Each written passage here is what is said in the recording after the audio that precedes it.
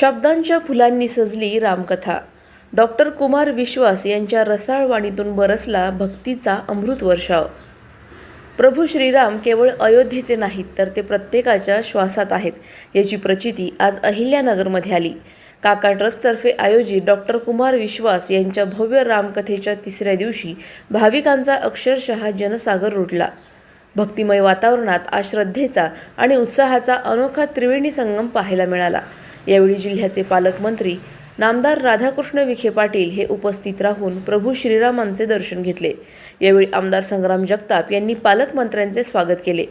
यावेळी खासदार सुजय विखे पाटील, आमदार मोनिकाताई राजाळे यांच्यासह इतर मान्यवर मोठ्या संख्येने उपस्थित होते।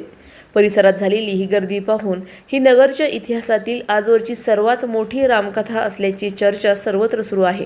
काका ट्रस्टचे नियोजन आणि स्वयंसेवकांच्या शिस्तीमुळे एवढ्या मोठ्या प्रमाणावर झालेल्या जनसागराचे व्यवस्थापन सुरळीत पार पडले। केवळ धार्मिक विधी म्हणून नव्हे तर विचारांची ऊर्जा देणारा हा सोहळा नगरकरांच्या मनात कायमचं घर केला आहे। प्रतिनिधी स्वामी गोसावी, न्यूज 24 घडामोडी, अहिल्यानगर।